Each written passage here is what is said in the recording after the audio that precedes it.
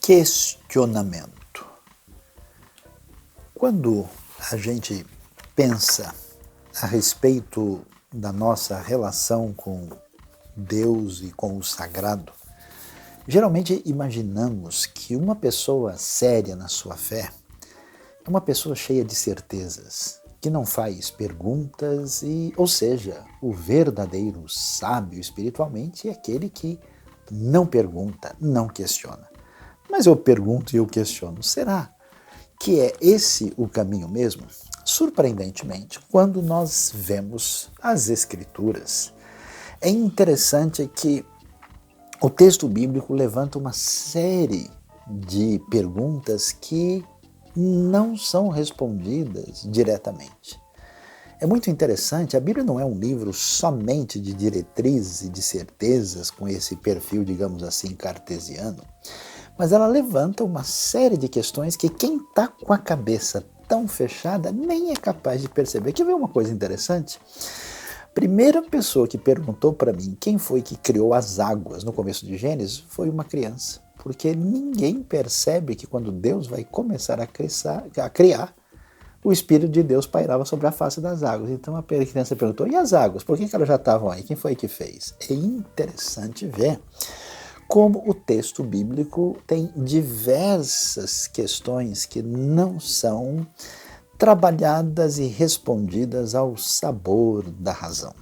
Mas a gente pode pensar, claro, são questões racionais, são questões profundas, mas não é bem assim.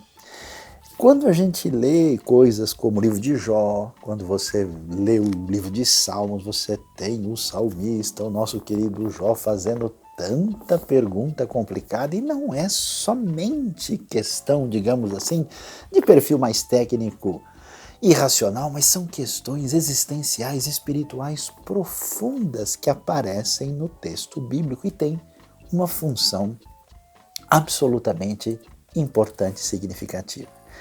E eu não sei, eu estou na dúvida, eu estou me perguntando, me questionando se eu deveria falar, se eu não deveria falar, e quando a gente lê Eclesiastes, então, uau, haja questionamento. A nossa era moderna, pretensa, acha que ela começou a fazer um monte de perguntas, como se ela fosse muito inovadora, nunca leram Eclesiastes para saber o que é questionamento de verdade. Por que é tão importante questionar? Primeiro, porque a gente admite a nossa limitação e a nossa finitude e cai a nossa máscara de pretenso conhecimento. Segundo, a gente admite a complexa realidade diante da qual nós estamos e encontramos o nosso lugar no mundo, no universo, de maneira mais sóbria e humilde. Terceiro, nós entendemos que Deus nos deixou revelações muito definidas daquilo que é tão importante saber. Em outras áreas, Deus simplesmente deixa um espaço para que na caminhada da vida a gente venha a aprender, a depender dele na nossa jornada de fé e de contínuo aprendizado. E finalmente, a coisa que eu acho mais interessante, Jesus sempre ensinava de um jeito a levantar perguntas. Ele nunca ia direto ao assunto, ele ensinava parábolas, assuntos assim que levantavam questionamento. E aí ele abria espaço e as pessoas faziam as suas perguntas. Por que isso é tão importante? Porque quem é sincero e está interessado, pergunta. Quem não quer nada com nada e cumpriu a obrigação religiosa, vai embora. O questionamento é a marca da sinceridade de gente, de fato, que está procurando por Deus. Faça as suas perguntas, questione à vontade e Deus abençoe a sua vida.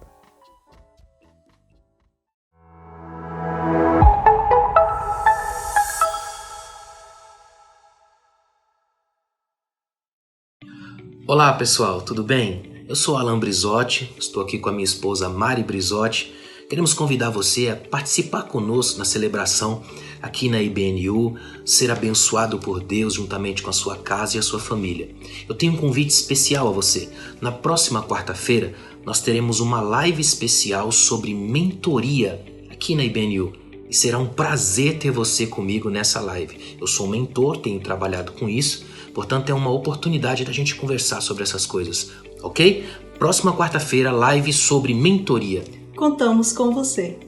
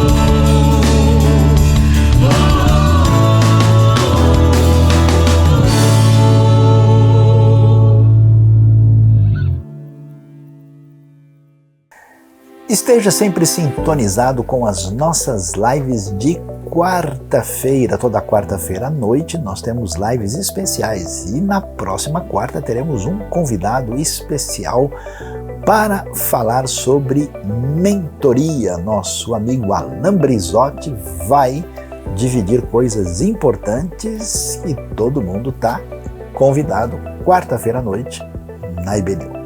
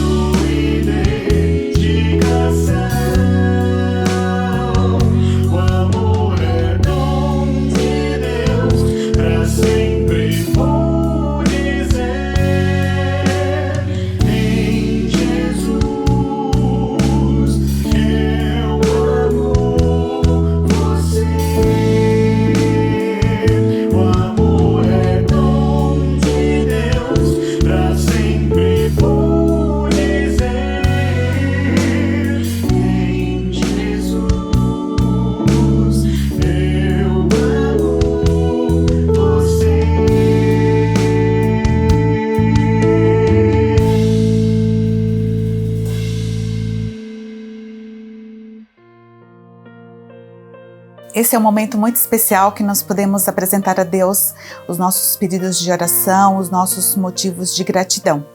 Então eu quero te convidar para orar junto comigo neste momento. Querido Deus, eu quero te agradecer, Senhor, porque o Senhor é bom e porque as suas misericórdias se renovam a cada manhã, Pai. Obrigada porque nós temos a liberdade de poder falar contigo, Senhor. Eu quero te pedir nesse momento que o Senhor abençoe, Senhor, essas famílias que estão enlutadas, essas famílias que estão sofrendo com seus entes queridos nos hospitais, Senhor, essas famílias que perderam seus entes queridos, Pai. Seja com cada um, Senhor. Abençoa, Senhor, trazendo a cura para o Brasil, a cura para o mundo, Pai. Abençoa a nossa igreja, Senhor, abençoa cada seguidor, cada membro, Senhor, a equipe pastoral, Senhor, cuida de cada um, Senhor, cuida de cada detalhe, Senhor, das nossas vidas, Pai. Eu quero te agradecer também, Senhor, porque eu estou aqui, porque o Senhor tem cuidado de mim e da minha família, porque o Senhor tem cuidado dos meus amigos, Pai. Eu te louvo porque o Senhor tem cuidado, porque o Senhor tem me dado vida e vida com abundância. Em nome de Jesus, amém.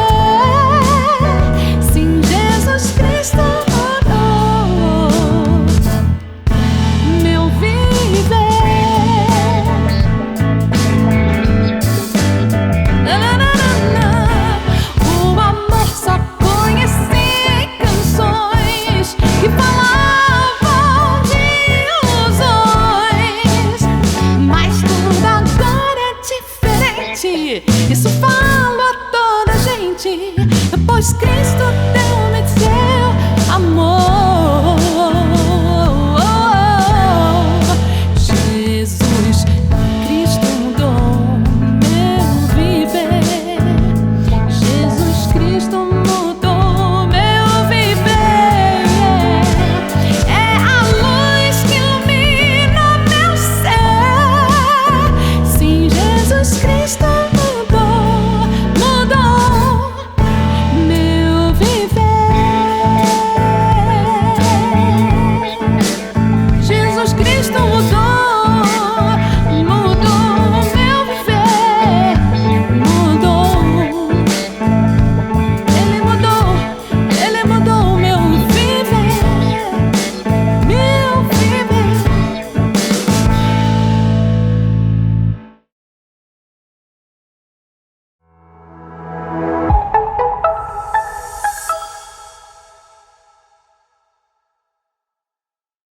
Querida igreja, é com muita alegria que eu estou aqui nesse momento de oração para agradecer a Deus por tantas bênçãos recebidas.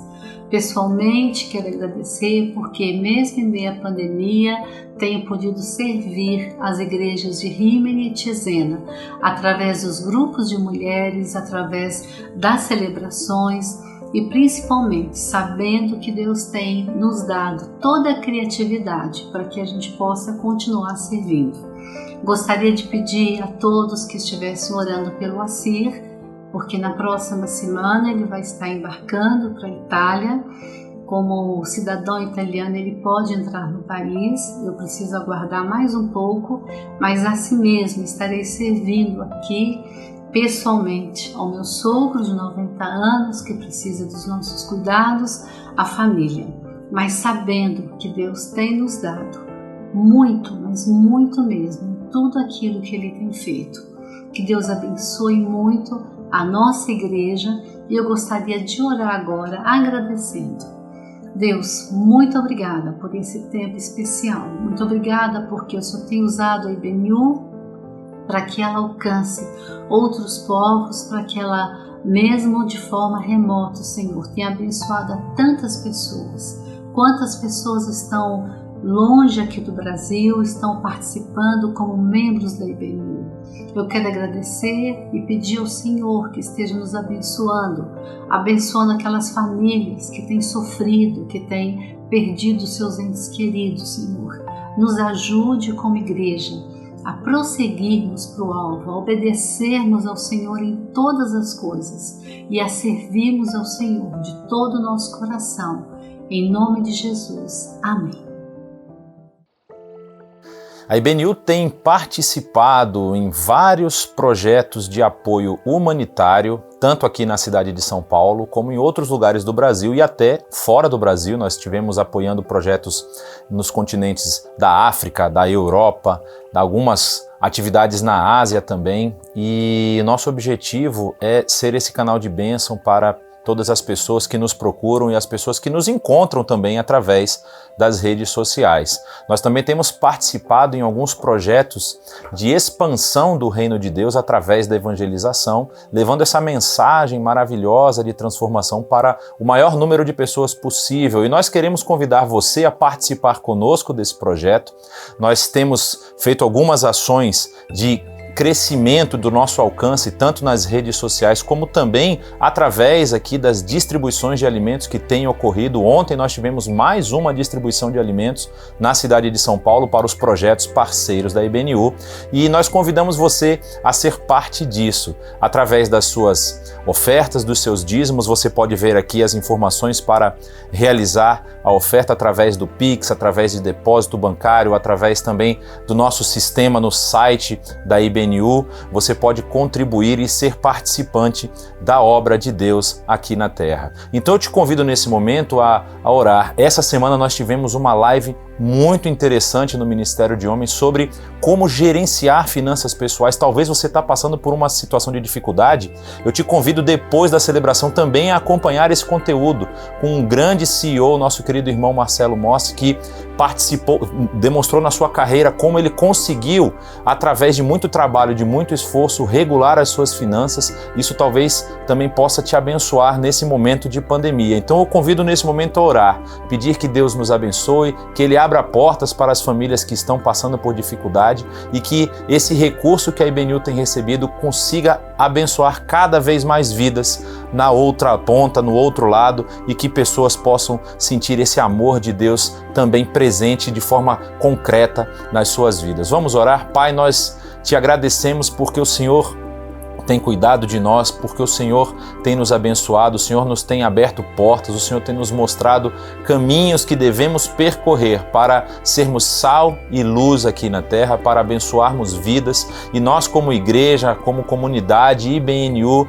nós queremos ser essas ferramentas, ser essa ferramenta nas tuas mãos para levar a tua graça, levado o teu amor para essas pessoas que estão aí precisando de apoio, precisando de cuidado, precisando muitas vezes do recurso mesmo para se alimentar, para poder produzir, para poder continuar nas suas vidas, ó Pai.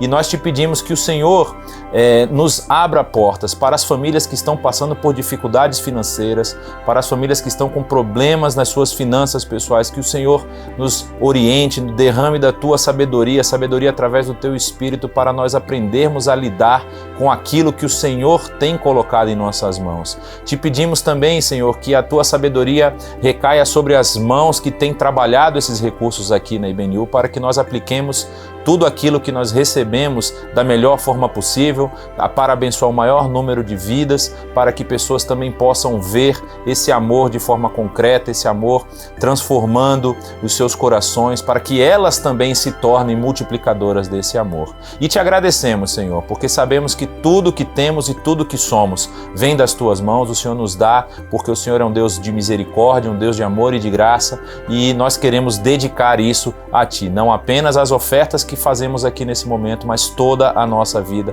queremos que ela esteja dedicada a Ti. Assim nós oramos desde já agradecidos, no nome santo do Teu Filho amado Jesus. Amém.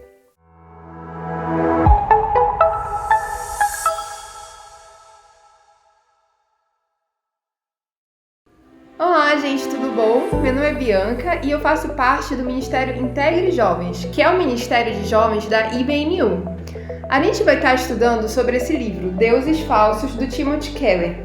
Então, cada semana a gente vai estar lançando um vídeo discutindo um capítulo desse livro e como que a gente pode aplicar isso na nossa vida diária.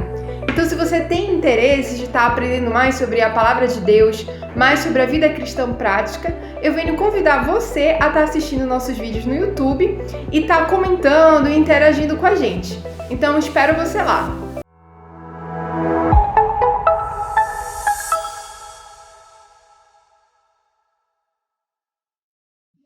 Muito bom dia a todos, que Deus abençoe mais um dia. O meu nome é Vitor e hoje eu vim agradecer um pouquinho mais do que das coisas que Deus tem feito, não só na minha vida, mas na vida de todos, de alguma forma ou de outra, que estão assistindo esse vídeo. Dizer que eu estou muito feliz também porque no último dia 29 eu tive a oportunidade de me batizar. Então foi concluída mais uma etapa muito importante na caminhada com Deus, na caminhada com Cristo. Agradecer a todos da IBNU que têm me tratado super bem. Nem mereço tudo isso. Então, eu tô muito feliz. Agradecer ao pastor Saião, ao Samuel que me convidou para fazer parte da IBNU. E falar resumidamente, né, porque cada um tem uma história e se a gente for contar todas as coisas boas que Deus faz, a gente ficaria horas, anos, dias, né, enfim, falando. Então, sempre nós temos algo que melhorar, né? Então, nessa busca pela palavra, nessa busca em seguir os passos de Jesus, mesmo sendo uma caminhada difícil, né, como Jesus já tinha falado para nós, eu sinto uma mudança assim a cada dia mais, mesmo continuando sendo pecador, mesmo com os nossos erros. Eu sinto que há uma melhora em todas as áreas da minha vida e tenho certeza que tenho muito ainda o que melhorar, muito o que aprender.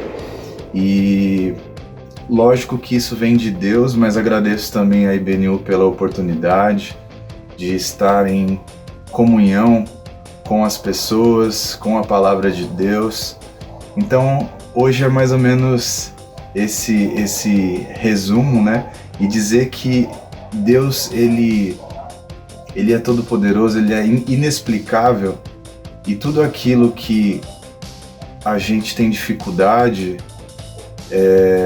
e quando a gente declara isso, Deus, eu tenho dificuldade em tal área, eu quero ser transformado, eu quero aprender a te amar mais, né? Ele dá um jeito, e eu costumo dizer que nós fazemos possível e Deus faz o impossível.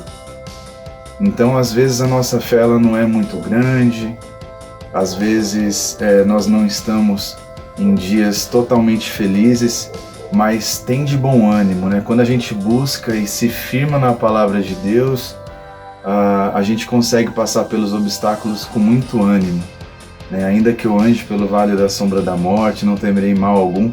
Então, ainda que eu ande, né? Não que eu corra, e às vezes a gente quer correr pelos obstáculos, sendo que é eles que nos ensinam através da permissão de Deus, senão a gente não evoluiria, né?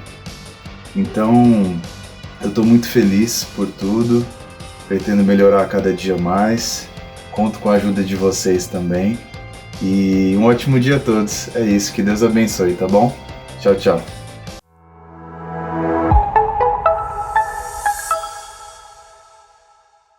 Vamos agora preparar o nosso coração para refletir naquilo que a palavra de Deus tem a nos trazer.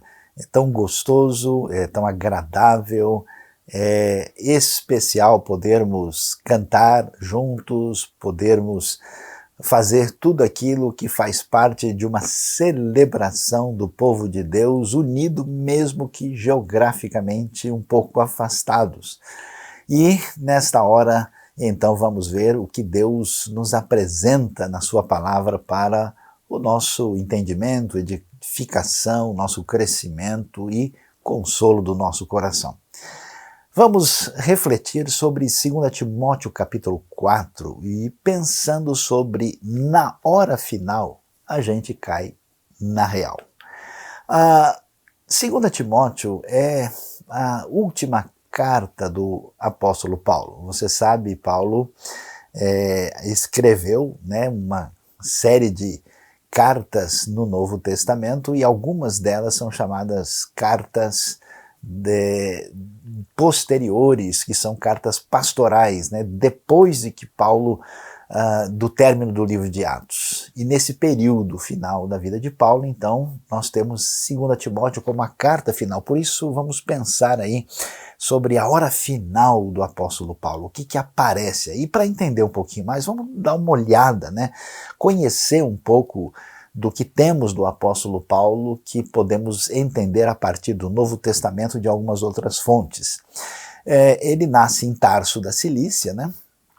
E a primeira vez que ele aparece no livro de Atos, a gente não tem muita informação sobre ele, calcula-se, os estudiosos imaginam Paulo ter nascido entre o ano 1 e o ano 5, né, da era cristã, lá em Tarso, e a família dele tinha emigrado para aquela região que fica hoje no território onde está o país chamado Turquia. E Paulo, na verdade, também chamado Saulo, era da tribo de Benjamim, né? O nome Saulo é o mesmo nome Saul, né? Apenas é uma pronúncia um pouquinho diferente, e Jerônimo informa que a família de Paulo tinha vindo originalmente da Galileia. Ele, como a gente sabe, através de diversas referências do Novo Testamento, era muito reconhecido como membro dos fariseus, que eram aqueles judeus religiosos mais sérios como observantes da lei. Naquele mundo dominado pelo Império Romano, Paulo tinha uma situação peculiar e especial. Ele nasceu cidadão romano, né? Nós temos aí uma condição privilegiada. Alguns não romanos, né, por uma série de razões, poderiam desfrutar de uma condição de cidadania diferenciada, e esse era o caso de Paulo, que transitava tão bem no mundo grego, no mundo judaico e no mundo romano. A família dele mudou para Jerusalém quando Paulo é criança, né? Quando a gente olha, por exemplo, o que ele conta a respeito dele mesmo em Atos 22 e 26, como nós vemos na própria descrição, ele foi educado aos pés de Gamaliel, né? Um rabino famoso que tinha origem na escola de Hillel, né? E ainda muito novo ele foi autorizado a liderar uma perseguição a esse grupo estranho novo do caminho dos nazarenos, né, dos primeiros cristãos, já que eles pareciam estar numa relação de confronto com a lei. E a família de Paulo, a gente vai perceber, tinha destaque, era uma família de bem-estar socioeconômico, como a gente pode observar por aquilo que aparece. Interessante que, falando de 2 Timóteo, desse momento final, a gente tem no livro de Atos 3 viagens missionárias do apóstolo Paulo. E depois dessas 3 viagens missionárias, ele fica um tempo preso em Cesareia Marítima, faz uma última viagem para Roma, onde ele acaba ficando preso, e depois ele é solto. E aí Atos já não tem mais nenhuma informação sobre isso. Especialmente a partir de algumas referências bíblicas, e particularmente nas cartas pastorais, a gente descobre que Paulo, você pode ver aí, né, fez uma espécie de última viagem. Muito possivelmente ele teria ido até a Espanha, ele passou pela região do Ilírico, onde hoje fica a Albânia, né, e ali alguns dos novos países que surgiram depois do desmembramento da Iugoslávia, aquela região da Croácia, da Sérvia e outros países que estão ali. Ele também vai passar por Creta, por outros lugares da Ásia Menor, e assim nós temos um novo desenho de mapa, né, para a gente entender, porque depois dessa viagem que está fora do livro de Atos, que acontece depois do ano 62, é que finalmente Paulo vai ser aprisionado novamente em Roma, na ocasião das cartas pastorais, e especialmente no contexto de 2 Timóteo. E o que a gente sabe mais a respeito de Paulo e a sua caminhada de fé, né? É interessante, talvez a gente nunca prestou atenção nisso, né? Mas Paulo tem parentes que são crentes, né? E a morte de Estevão e esses parentes crentes que ele tem acabam atingindo a vida dele. Você pode ver isso lá em Romanos 16:7 e também, né, aquela expressão que aparece em Atos 26:14, quando ele, né, a voz que fala com ele, né, do Senhor, dizendo que ele está resistindo esse aguilhão, né? O encontro de Paulo com Jesus, ressurreto e glorificado na estrada de Damasco, foi decisivo na sua vida. A gente vê que o perseguidor vai sendo transformado, e então Paulo vai receber, né, aí a grande chamada especial, o seu chamado, a sua vocação para proclamar o evangelho aos gentios, como aparece em Atos 22. É curioso isso, porque Paulo vai ser chamado para pregar para o tipo de gente mais diferente dele possível, né? Depois nós vemos que no seu início da sua caminhada ele prega em Damasco, passa um tempo na Arábia, no seu caminho de amadurecimento pessoal e espiritual.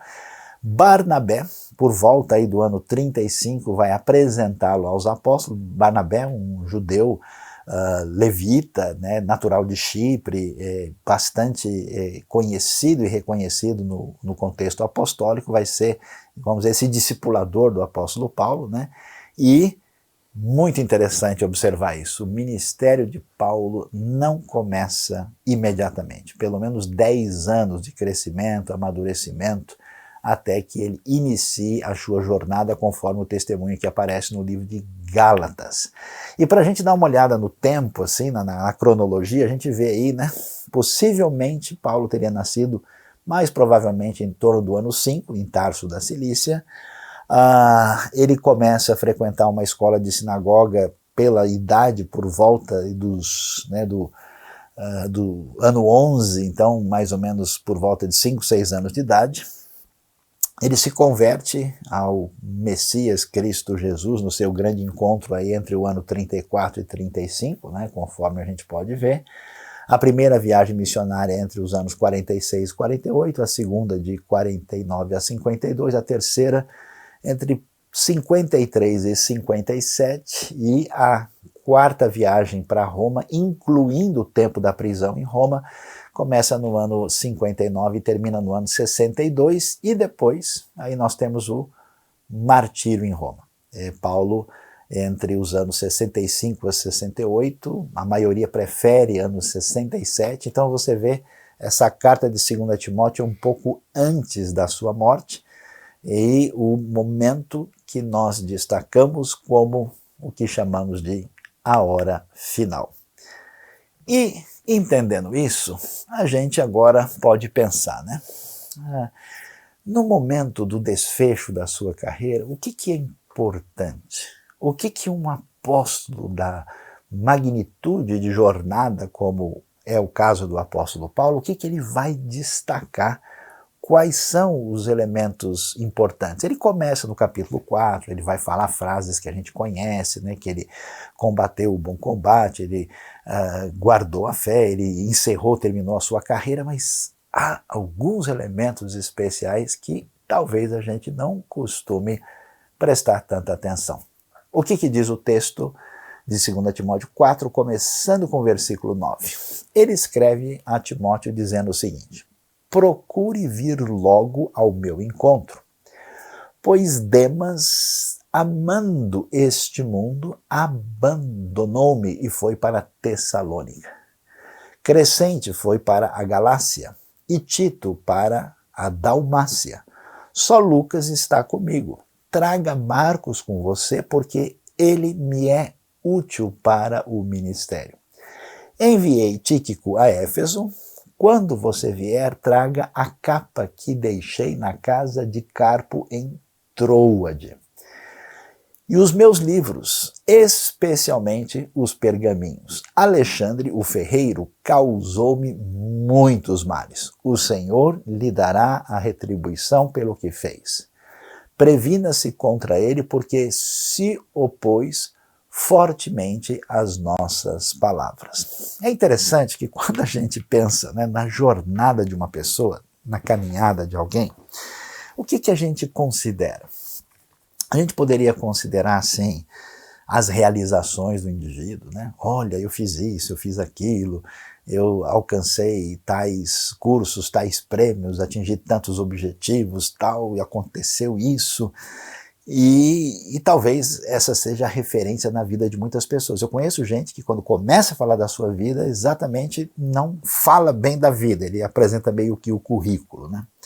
Outras pessoas talvez pudessem aí desfilar qual foi o tamanho do seu progresso intelectual, acadêmico, né? Então mostrando os cursos, os títulos, as referências que pode colocar depois do seu nome. Outras pessoas até desfilam as suas realizações econômicas. Olha, eu comprei isso, eu adquiri aquilo, aquela fazenda é minha, aquela casa eu consegui e tal, e a pessoa, então, interessante, né? Quando alguém como Paulo está no desfecho, o que a gente vai ver nessa hora final? O que é que a gente vai ver que tem importância? Não é curioso? A predominância do enfoque que Paulo apresenta está relacionado com as pessoas. Interessante. O que mais tem no desfecho do último capítulo, da última carta do apóstolo Paulo, é nome de gente. É curioso isso. E não só nome de pessoas, mas a relação pessoal e a relação com a missão dada por Deus para Paulo e os seus companheiros. Tudo isso merece o destaque. Por que isso é tão importante? Porque quando a gente está, por exemplo, agora falando nesse mês da comunhão, no contexto da IBNU, a gente deve pensar e refletir, né? O que tem a ver essa questão da comunhão? Será que comunhão é só tipo a gente comer um churrasco com um amigo? É só a gente sentar junto assim numa roda para jogar conversa fora? Onde é que está o foco? Será, o que é isso? É interessante o valor e a importância dessa relação profunda que existe no corpo de Cristo, que é chamado de comunhão verdadeira. E aqui surge um destaque, porque a gente precisa olhar para a nossa vida, olhar para a nossa jornada no reino de Deus, para ver direitinho como é que a gente tem caminhado, o que é que a gente tem construído. Porque tem pessoas que fazem a sua construção no nível puramente de realizações individuais. Tem outras pessoas que fazem uma caminhada onde eles marcam, vamos dizer, apenas os momentos mais emocionais da sua vida. Olha, eu tive um momento que eu me alegrei muito, que eu tive, né, ali uma unção diferenciada que passou sobre mim. Paulo, no desfecho, ele faz a lista das pessoas que marcaram a sua vida de uma maneira ou de outra. E a pergunta para você hoje, para nós, já que estamos pensando nessa relação de comunidade, que é uma relação que ultrapassa, né, a mera formalidade, ultrapassa vamos dizer, aquele mero coleguismo onde todo mundo é amigo assim meio de maneira superficial, e que ultrapassa até mesmo a questão geográfica. Como a gente sabe muito bem, nós temos amigos do peito, nós temos gente chegada que às vezes a gente não vê há muito tempo e que está num ambiente distante, e quando a gente encontra parece que a gente falou com a pessoa ontem, né, ou hoje cedo, né? E o que é que a gente vê? É interessante. Paulo escreve, e onde ele está? Ele está aprisionado. Ele está prestes a ser aí condenado. O testemunho da igreja primitiva, isso é bastante reforçado, por exemplo, numa obra do IV século, né, na História escrita por Eusébio, quando se fala claramente que Paulo foi martirizado e foi decapitado em Roma. Né? Essa referência não tem nada que... não tem nenhum texto bíblico mencionando isso, porque nós não temos o desfecho da vida de Paulo ali, mas as referências posteriores apontam nessa direção, e a gente sabe que a crucificação, que era comum, por exemplo, no Império Romano, não era praticada com cidadãos romanos. E é tão interessante quando vem o desfecho, Paulo começa a escrever, e ele escreve para Timóteo, o Timóteo, seu filho na fé, e olha o que ele diz: procure vir logo ao meu encontro. Hoje nós devemos olhar e pensar qual é o nosso histórico na nossa relação, daquilo que Deus tem para a nossa vida, na construção do relacionamento com as outras pessoas, porque é isso que é algo importante e significativo. Quando a Bíblia fala dessa questão de comunhão, ela estabelece essa relação de que é importante que eu esteja bem com Deus e esteja bem também com o irmão e com o próximo. Quer dizer, essa relação é tão importante que se uma coisa está muito ruim, isso prejudica o reino como um todo. Por isso é que nós precisamos buscar uma relação de sintonia entre aquilo que envolve o desejo do meu coração, o meu papel como servo de Deus dentro da comunidade, dentro do reino com os meus irmãos na fé. Porque senão a gente vai perguntar aqui, né? Para onde vai a minha vida numa conexão parcial, onde eu pretensamente estou ligado a Deus, mas não tenho qualquer relação com os irmãos? Ou eu talvez tenha até uma relação social, mas a minha vida não tem missão. Então, o que de fato tem valor, na hora final a gente vai ver o que realmente tem importância, qual que é a verdade que precisa ser ressaltada. Então, Paulo tem um relacionamento pessoal com Timóteo. Timóteo foi o seu querido discípulo, aquele que ele pegou lá, que o pai dele não era nem judeu, era grego, né? A avó e a mãe tiveram uma influência importante sobre ele, e ele pegou aquele jovenzinho, trabalhou, ele acompanha, e ele se torna um discípulo de Paulo, e Paulo tem o quê? Saudade, né? Olha que coisa bonita, ele tem que dizer: ô Timóteo, chega mais aí, rapaz, eu estou na prisão aqui, eu não estou pedindo para vocês intercederem por mim ao governo romano, eu não peço que vocês me mandem recursos, eu quero que você chegue aqui. Ao lado de coração profundo, né? Timóteo representa esse tipo de pessoa que tem uma relação de coração com o apóstolo Paulo. Pergunto para você, você tem alguém assim na sua relação cristã que você diz: puxa, ali eu tenho um tipo de pai na fé, ali eu tenho um tipo de filho na fé, uma mãe na fé, uma filha na fé, essa relação está aqui. E nem sempre as coisas no ambiente da comunidade acontece com a comunhão esperada. O que a gente vê na sequência? Uma história complicada. A sequência diz: pois Demas, amando este mundo, né, amando o que é chamado do século, esta era, ele me abandonou e foi para Tessalônica. Desde a tradição mais antiga, se sugere que Demas era de Tessalônica. Talvez esse nome seja uma diminuição do nome maior Demétrio, que é um nome comum no mundo grego. E possivelmente, quando Demas descobre que esse negócio de seguir a Cristo tem um custo elevado, ele diz, não dá. Meu amigo Paulo, você, né? A gente tem uma referência de Demas como cooperador de Paulo. Essa referência aparece lá em Colossenses. E agora, mais tarde, e isso é importante a gente saber, porque muitas pessoas têm a sua fé prejudicada.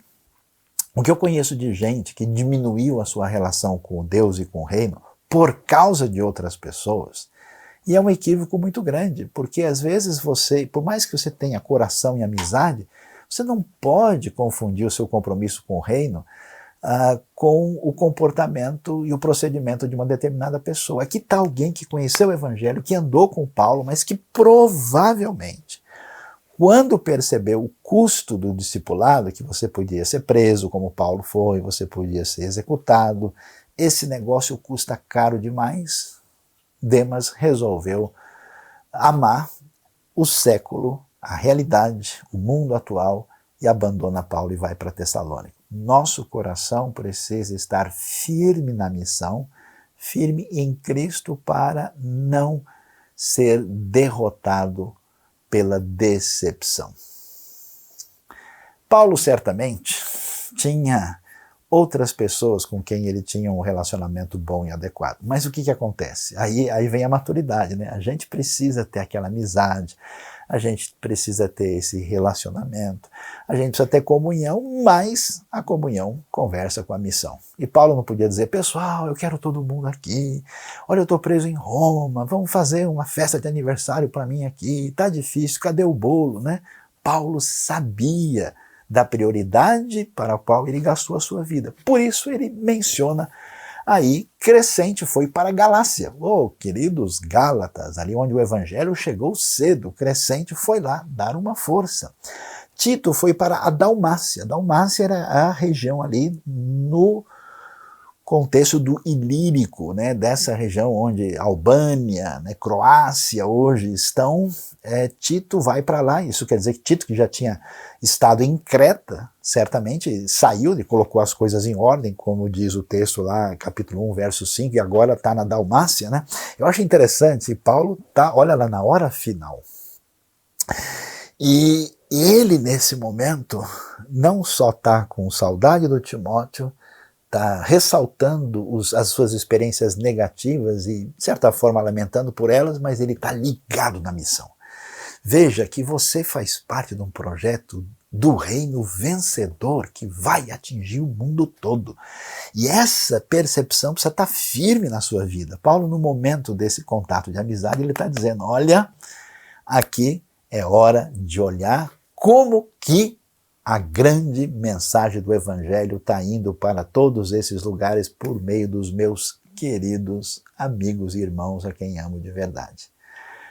Mas, de repente, vem uma palavra extraordinária nesse texto de 2 Timóteo capítulo 4. Paulo vai mencionar uma outra pessoa. A gente já viu todo mundo que apareceu aqui, agora é a hora de João Marcos. E muito interessante, né?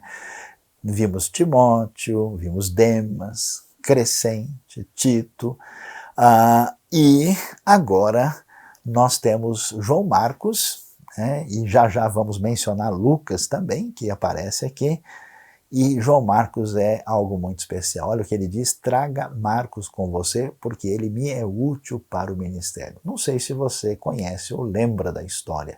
Na primeira viagem missionária, mencionada lá em Atos, capítulo 13, né, e depois que se desdobra capítulo 14, Paulo vai com Barnabé, auxiliado por João Marcos, ainda muito jovenzinho, né, nessa viagem, um auxiliar para, vamos dizer, aquilo que precisasse. Na hora do vamos ver, quando chegou na hora de ir para a região de Listra, Icônio, Derbe ali, João Marcos diz, eu não vou. E Paulo ficou aborrecido. Inclusive, a coisa foi tão complicada que ele se desentendeu com Barnabé, porque o João Marcos era primo dele. 2 judeus ali de Chipre, né? E aí, na outra viagem, Paulo diz, olha, não, o João Marcos foi com o Barnabé para Chipre e Paulo vai fazer a sua segunda viagem agora com Silas. Quem diria? Igreja primitiva, apóstolo Paulo, igreja apostólica, oh glória, aleluia! Pois é, gente de carne e osso com as mesmas dificuldades que eu e você temos. E o que acontece? Agora, depois de tanto tempo, é tão importante e sábio a gente ver pessoas que amadurecem na sua vida a ponto de reabrir o coração para aqueles que se desentenderam com essa pessoa na caminhada da sua vida. Veja que a mensagem do Evangelho que pregamos fundamentalmente é o perdão e a graça. Então, se nós matamos as pessoas dizendo assim, olha, o sujeito fez isso comigo, nunca mais eu olho na cara dele, eu não quero nem saber, entendeu? Tomara que ele se exploda. Meu amigo, alguma coisa está fora do lugar. E a humildade de Paulo, e isso é importante porque isso tantas vezes precisa acontecer quando? Na hora final. Porque pessoas são importantes. Pessoas são por quem Cristo morreu. Às vezes a gente fica tão preocupado com os processos, com a maneira como as coisas devem fazer, e as pessoas que são o alvo final desaparecem. Então veja que esse toque pessoal é tão impressionante, e Paulo tem a humildade. E vamos dizer a verdade, João Marcos é o evangelista, autor do primeiro evangelho, que vai ser inclusive o evangelho base dos sinóticos de Mateus e Lucas posteriormente. O valor desse João Marcos será extraordinário na história da fé, e Paulo diz, ele é útil para o ministério. Impressionante. É hora da gente pensar na nossa vida. Olha, será que tem coisa lá que eu preciso arrumar? Será que tem gente assim que você pensa e olha para a pessoa, dá aquele caroço de abacate, né, passando pela garganta, indo e voltando? Você é capaz de orar pelas pessoas que prejudicaram você, ou que se desentenderam com você, ou entraram numa rota de colisão com você? Esse é o desafio, e Paulo mostra essa lição para nós. E o texto continua. Eu acho interessante, né? Ele menciona aqui, só Lucas está comigo.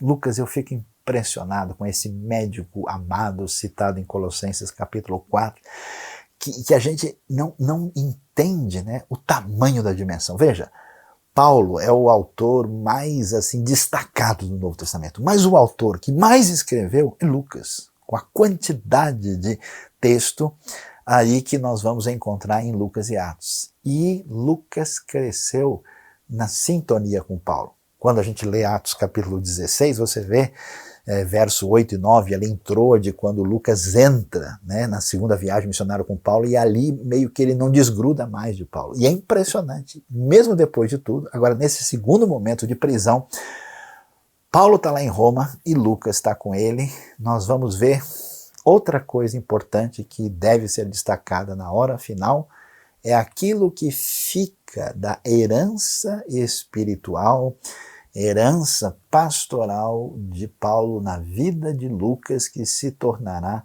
essa referência tão importante. Então preste atenção, quando a gente tem Deus colocando pessoas no nosso caminho, na nossa vida, que a gente sempre fala, não, é o rapaz lá que eu vi na igreja, não, o indivíduo, é gente que foi alvo do coração de Deus e que nos seus erros, atropelos, equívocos, acertos, com os seus dons ou as suas incapacidades, a gente não sabe onde é que Deus vai levar a sua ação na vida dessa pessoa. E aqui Lucas está destacado. E Paulo continua, olha a sintonia com a missão, olha, eu enviei o Tíquico a Éfeso, né, que é também um dos seus companheiros, e Éfeso é a cidade de Paulo, né, onde ele faz o seu principal ministério por 3 anos ali, e a partir dali o evangelho se espalha por toda a Ásia, como diz o texto, de maneira muito especial. E aí, depois de fazer essa lista, né, de gente, eu queria que você pensasse hoje na lista de pessoas que Deus colocou na sua vida. Que comunhão não pode ser uma coisa abstrata. Comunhão não é festinha de 15 anos, ou festa de aniversário, ou encontro depois do casamento, ou a gente simplesmente comer um churrasco na praia. É algo mais profundo no sentido do Novo Testamento, essa relação interpessoal de qualidade com desdobramentos para o reino. Nesse sentido, analise o seu coração. Será que tem um Demas aí machucando você que você tem que acertar as coisas e colocar diante de Deus?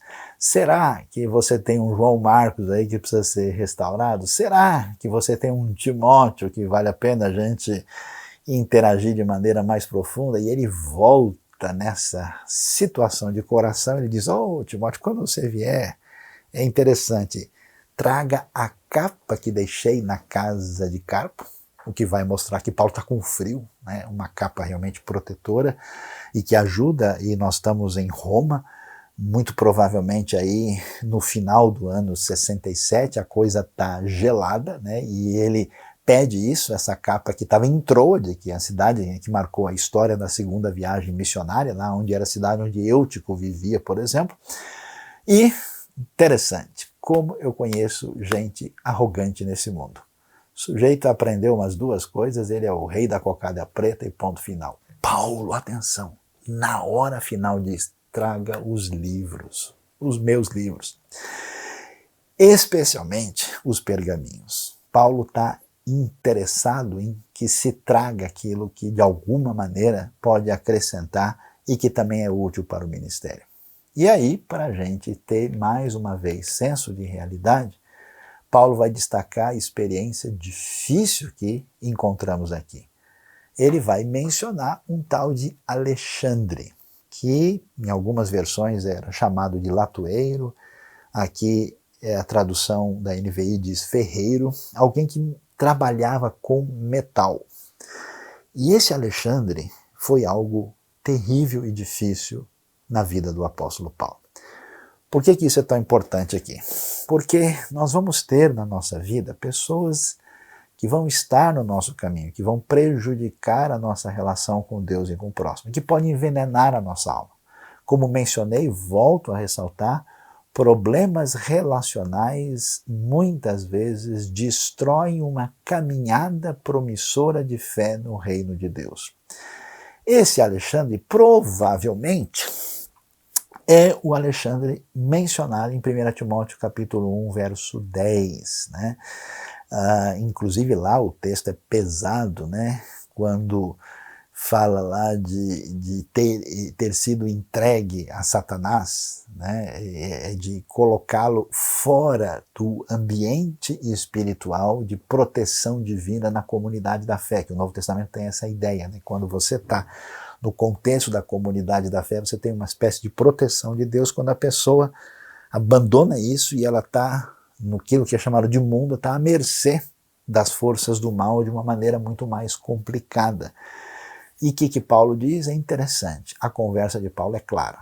Ela não é uma conversa, não, imagina, deixa para lá, né? Essa conversa que a gente tem assim para não ficar nas aparências. Não, ele diz, ele causou-me muitos males. Provavelmente, que se os estudiosos imaginam, é alguém que rejeitou a mensagem de Paulo, rejeitou a teologia de Paulo, rejeitou os seus ensinamentos e partiu para uma relação de confronto. Talvez fosse alguém que tivesse muito incômodo com os gentios e quisessem que eles fossem primeiro assim judaizados, né, que era um conflito que havia nesse momento para que esses gentios fossem incluídos na comunidade da fé.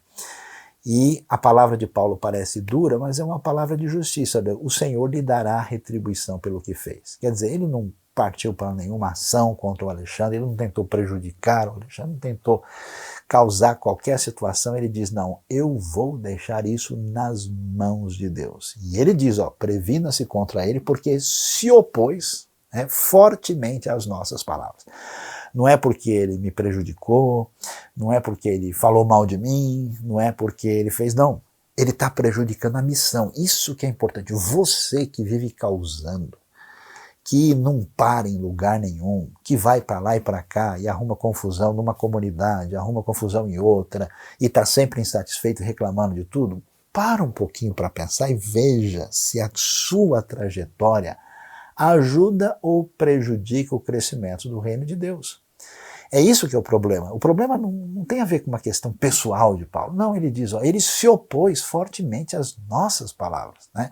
E isso também é importante para aqueles que servem a Deus, estão trabalhando na fé, que eles tenham a maturidade, a fortaleza de coração, sabendo que tantas vezes pessoas sem a devida orientação, sem a devida firmeza na palavra de Deus, vão certamente muitas vezes prejudicar a caminhada da fé.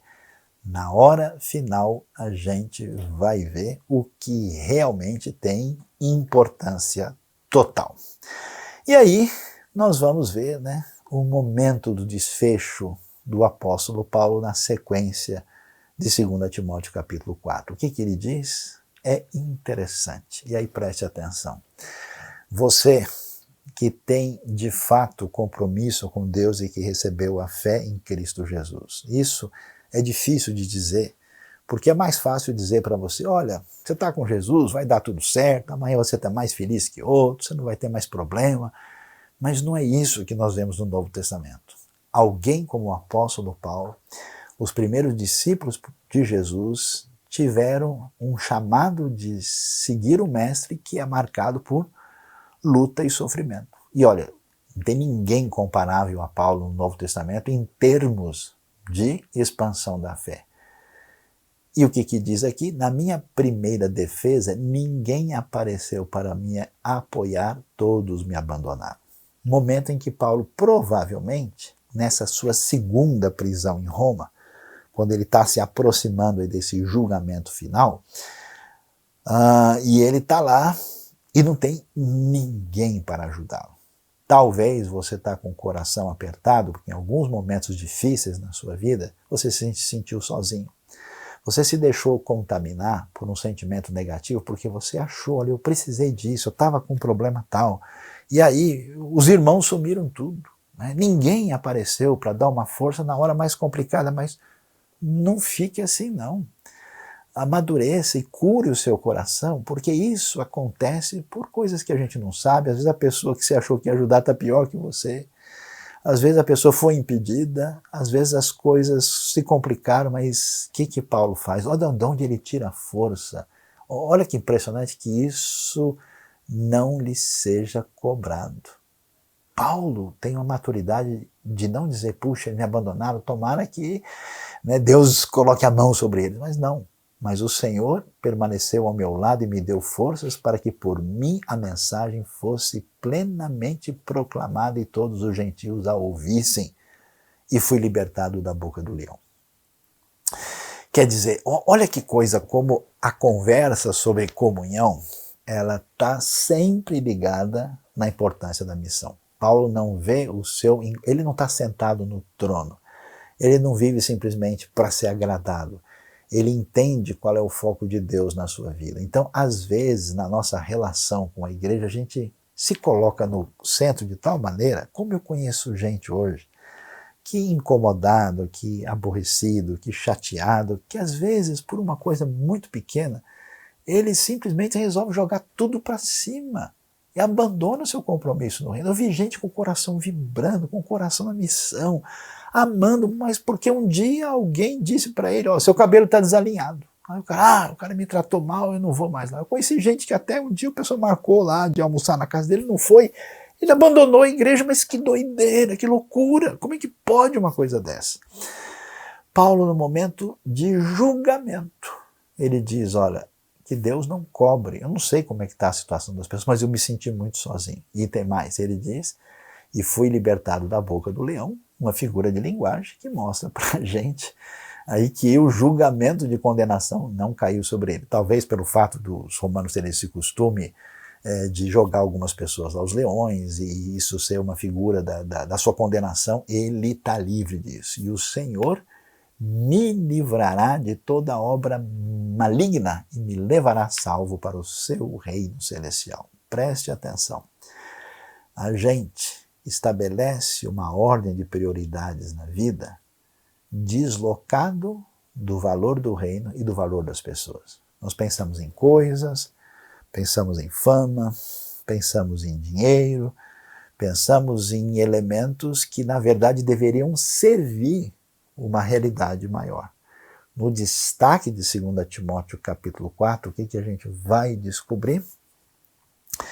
A gente descobre que o importante é o reino, com a missão, e o importante é as pessoas por quem Cristo morreu. Isso está na sintonia do apóstolo Paulo. E ele diz, pessoal, tudo que está acontecendo, toda essa situação difícil, apesar de tudo, o que vai acontecer é que eu vou finalmente para o reino celestial com o meu Senhor. Por isso a firmeza e a segurança do coração do cristão na sua esperança de vida eterna com a salvação garantida por Cristo Jesus.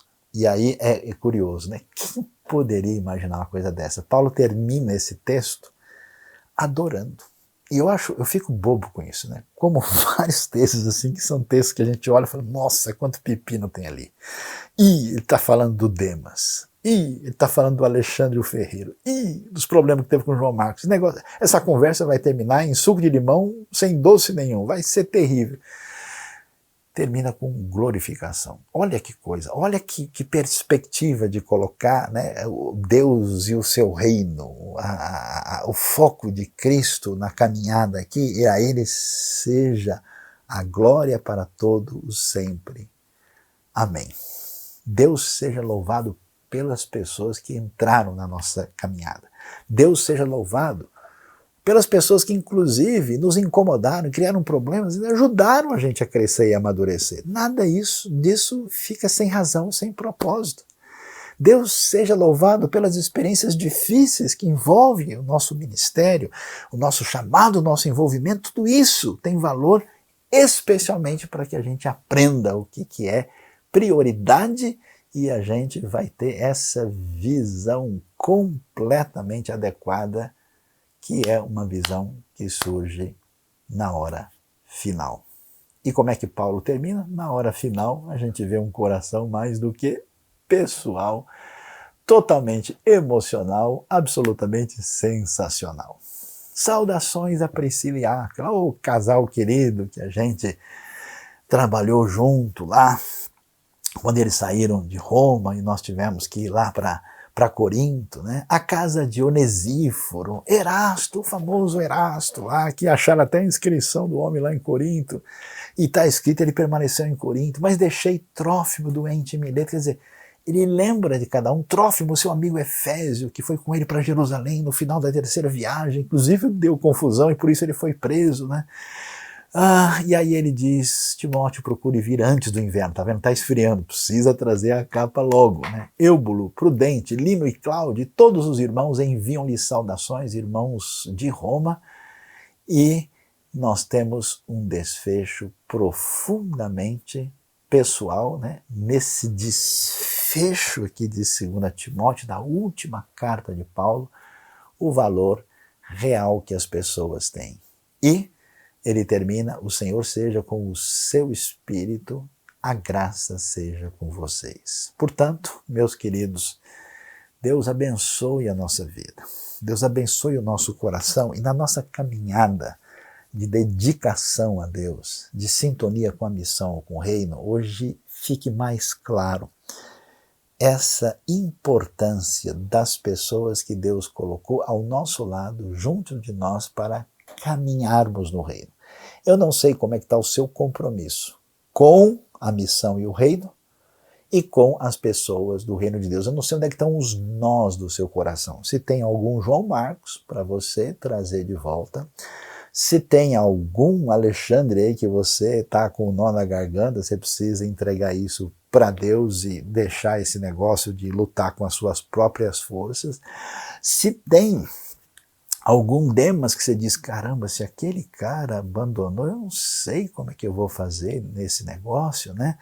Se tem pessoas do coração para você fortalecer e reforçar, e se tem gente querida servindo a Deus em tanto lugar, que você hoje deve comemorar e descobrir como é importante a comunhão, como é importante o relacionamento pessoal, como é bem destacado aqui, na hora final.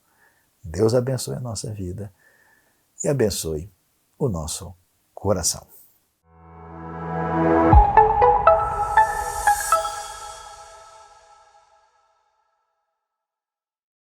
A IBNU tem o Ministério de Adolescentes, é um ministério muito bacana e a gente quer fazer um convite muito especial para você. Não é isso, Sara?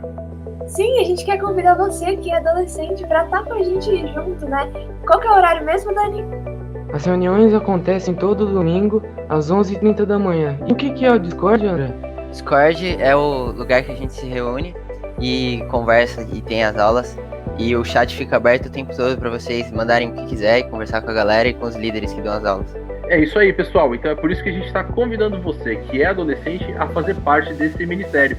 Fazer parte desse tempo que é um tempo de edificação da sua vida. Valeu, te espero lá.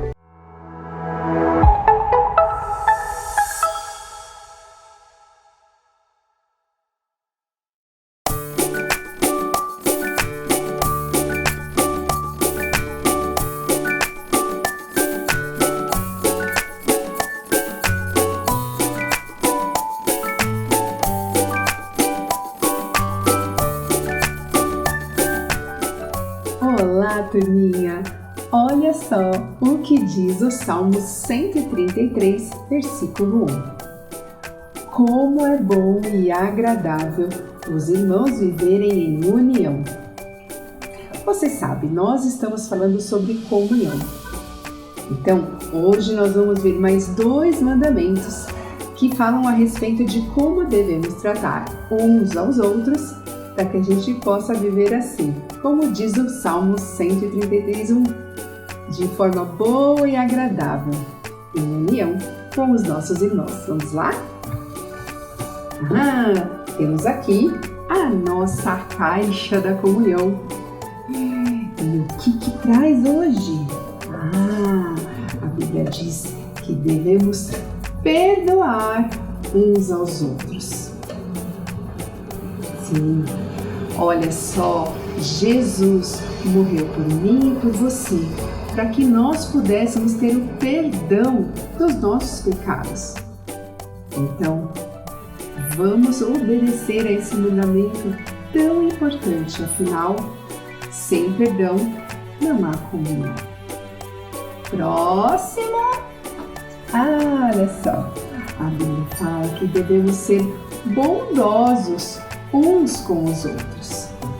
Sabe, às vezes a gente está meio cansado, meio irritado, parece que tudo fica mais difícil, né? Fica mais difícil perdoar, fica mais difícil ser bondoso.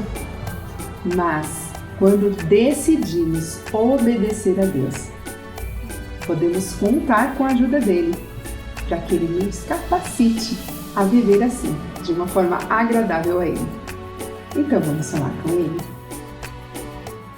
Querido Deus, pedimos que o Senhor nos ajude a perdoar uns aos outros, a sermos bondosos uns com os outros e assim vivermos uma comunhão que agrada ao teu coração. Em nome de Jesus, amém. Amém, queridos. Olha, se for difícil perdoar, se for difícil ser bondoso, lembre-se, você não está sozinho. Deus, Ele ajuda você a fazer a vontade dEle. Ele é tão maravilhoso, não é mesmo? Então, queridos, tenham uma excelente semana.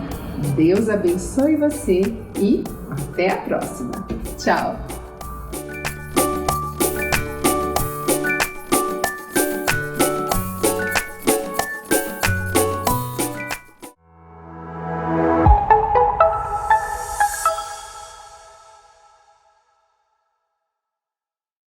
Você é o nosso convidado para participar dos cursos IBNU que já começaram aqui o novo bimestre e nós temos toda quinta-feira Eclesiologia no Mundo Digital. O que é isso? No mundo da pandemia, das lives, do mundo digital, é muito importante fazer com que a igreja utilize esses recursos. Como é que a gente faz uma transmissão? Como é que funciona a questão da adoração? Como é que se faz isso da melhor qualidade possível? Como é que a gente pega todos os recursos para poder fazer com que tudo aquilo que envolve o crescimento do reino de Deus se torne uma realidade também no mundo digital e não apenas no mundo presencial. Então você está aí sendo nosso convidado, e lembre-se, esse curso também tem parceria com a Faculdade Teológica Batista de São Paulo. E falando no mundo digital, quem está digitalizado é a galera que já está totalmente plugada aí à nova geração. Por isso, todo sábado também nós temos aí às 7 da noite, nós temos Jonatas Hübner dando aula na quinta, e no sábado Ana Lúcia Bedix falando sobre a realidade do mundo adolescente, do mundo jovem, a próxima geração, entendendo esse cenário para a gente fazer diferença. Não se esqueça, os cursos da IBNU são bons para todos. Você, nosso convidado. Olá a todos que têm acompanhado a nossa celebração. É muito bom contar com a sua participação, em especial com a participação dos novos membros. Se você chegou agora na igreja e ainda não faz parte do Geek de novos membros, eu tenho um convite muito especial a fazer a você. Esse é um encontro e o momento de você ser acolhido de forma mais próxima, pessoal, e também de conhecer outras pessoas e conhecer a IBNU, aquilo que nós cremos, aquilo que é a nossa teologia básica, e também a oportunidade de compartilhar um pouco das suas experiências. Se você está chegando agora e ainda não faz parte nesse Geek, por favor, entre em contato com a Conexão. Nossos encontros acontecem às segundas-feiras, 8 horas da noite, 20 horas, e será um prazer receber você.